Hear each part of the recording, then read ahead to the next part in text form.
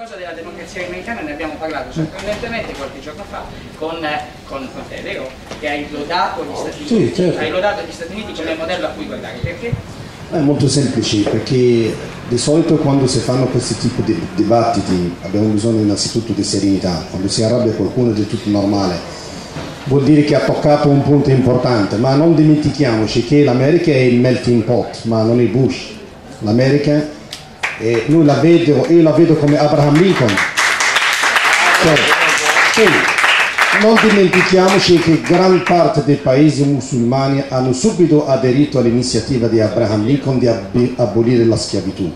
Lui l'ha detto stesso, parlando della differenza fra il sud e il nord, dicendo la sua famosa frase a house shattered into two can never endure. Una casa spaccata in due non può mai andare avanti, e questo è vero, e alla fine ha unito gli Stati Uniti. Non dimentichiamoci che gli Stati Uniti hanno partorito delle persone come Roosevelt, che vedete i contributi che hanno dato gli americani alla seconda guerra mondiale e dove siamo arrivati adesso con gran parte dei paesi libi. Tra parentesi, era soltanto l'isola di Zanzibar che non ha aderito a liberare la schiavitù, ma sono aderiti un po' in ritardo. Per quanto riguarda il conflitto di civiltà, come lo chiamano, chi pensa a questo, sia uomo religioso, politico o qualsiasi, è una persona irresponsabile. Cioè, semplice, una persona irresponsabile. Non c'è un conflitto né di civiltà né tra le religioni. Questa è una cosa sbagliatissima. Ha aperto Muhammad dicendo un versetto coranico: Ya ayyuhan nas inna khalaqnakum min dhakarin wa untha wa ja'alnakum shu'uban wa qaba'ila ta'arafu. Vi abbiamo creato da uomo e donna, vi abbiamo creato civiltà e popoli, tribù, per dialogare fra di voi. Cioè, questo qua è quasi un obbligo religioso nostro di dialogare con gli altri. All'inizio, per quello riguarda i servizi, l'ho detto, quando prendo il microfono lo lascio, magari, non lo so come si dice in italiano, ça laisse à désirer per quanto riguarda i servizi. Almeno veramente per noi, la vediamo, sono pochi, cioè riguarda almeno la nostra comunità. Le altre comunità sinceramente non ho nessuna idea. E concludo con questo perché all'inizio ho dato un piccolo tributo alla gente, però mi sono dimenticato di Udine. Io sono venuto qua molto dopo Mohammed, sono venuto qua nel 98 e vi ricordate tutti, io voglio battezzare Udine, voglio dare un nuovo nome oggi. Vi ricordate tutti il film famoso di Dustin Hoffman, quando ha fatto il ponte fra gli indiani e l'uomo bianco, simbolizzato nel film dal General Custer? Allora, il titolo del film era Little Big Man. Little perché fisicamente era piccolo e grande per il contributo che ha portato.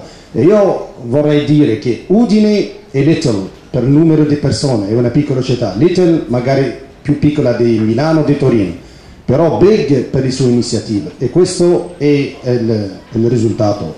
Udine solidale per me è una cosa veramente big, grande.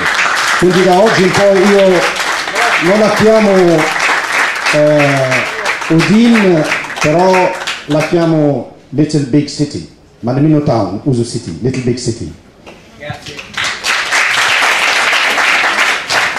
Io vorrei concludere un giro con i nostri ospiti prima di cedere volentieri la parola al pubblico, che è la seconda parte, anzi è parte integrante di questa. Chiamerò anche volentieri la persona che ha desiderato esprimere pubblicamente il suo pensiero. Ti farai dopo il tuo intervento, però io ti massacro. Ti rispondo, capito? Allora, oratoriamente dicevo. Allora, Abdu, hai visto, si dice, io purtroppo temo di avere ragione, perché appena dici una parola sbagliata in questo posto scattano subito i nervi, e i miei per primi. Grazie per la vostra risposta, grazie per la tua condanna, non è mica tanto condivisa, non è mica tanto condivisa, perché purtroppo io non voglio insistere su questa cosa, ma voglio insistere sui problemi sociali e culturali di questa città, che va straordinariamente avanti su tutti i binari della, scusi la parolaccia, integrazione, ma non ci capiamo. Però ogni tanto si ferma, c'è un cortocircuito, ci guardiamo negli occhi, siamo vicini di casa, stiamo bene, abbiamo la macchina, frequentiamo gli stessi locali, però non ci capiamo, anche se parliamo magari friulano, perché è vero la bellezza di questo posto che fa imparare la propria lingua agli immigrati, che non solo non la sentono come un escamotage, ma la sentono come segnali di identità. Abdul, quanti immigrati che parlano friulano conosci? Ma io penso che ci sono abbastanza immigrati che stanno imparando il friulano.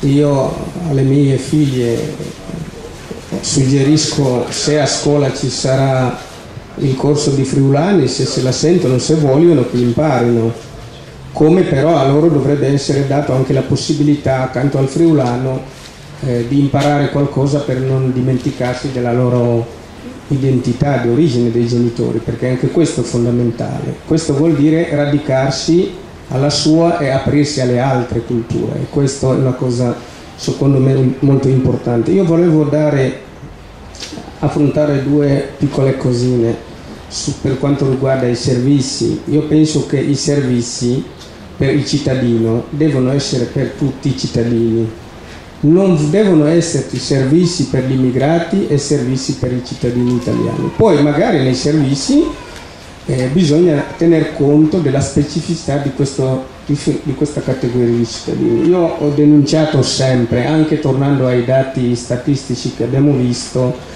il fatto che le case ATER vengono date agli immigrati quasi esclusivamente tutti nella zona di come si chiama ancora, di Riccardo Di Giusto, perché queste situazioni non portano al dialogo, alla conoscenza, ma si dividono le persone e quindi non riescono a parlarsi, non riescono a frequentarsi e non riescono comunque a conoscersi. Quindi le politiche che si fanno ci devono anche essere. Io penso che da quella parte lì della stazione il grande assente è stato il comune, io non ho nessun problema a dirlo.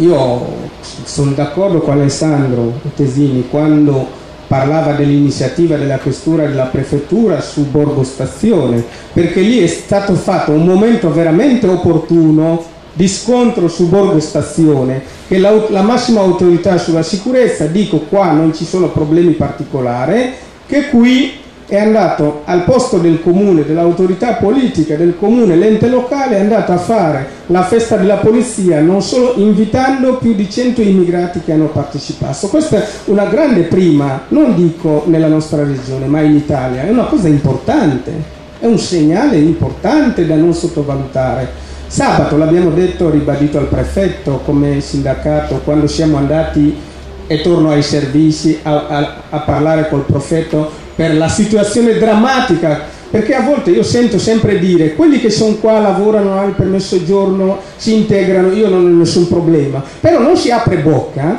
quando poi vediamo queste persone da qui da 20 anni, 15, che per rinnovare il permesso giorno devono sborsare quasi 72 euro a testa, quindi una famiglia di 3 persone ne sborsa 220 per rinnovare un permesso magari per 6 mesi, per un anno, e non dicono niente.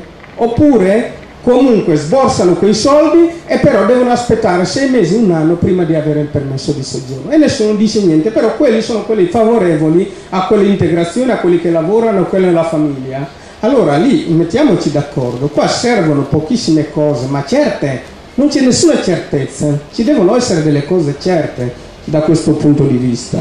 Io dico, qui dobbiamo aprirsi, conoscersi, perché io volevo dirlo, l'apertura serve per tutti, non solo per gli italiani ma anche per noi immigrati, perché a volte ci parliamo tra comunità e non dentro le stesse comunità, ma non ci parliamo in modo trasversale tra comunità, e di qui deve intervenire una nozione non multiculturale ma interculturale. Vuol dire che ci dialoghiamo tutti tra di noi, cittadini italiani, ghanesi, arabi e tutti gli altri. È questo che ci porterà in tutto a evitare quello che succede, che ci sono le separatezze all'interno delle stesse comunità dove non si dialoga e basta una piccola cosa poi si va a bisticciare tra comunità. E questo anche secondo me una cosa molto importante. Io ho partecipato a un convegno dove si parlava di scontri di civiltà e ho apprezzato molto l'intervento di un signore che diceva: quando arriviamo al conflitto di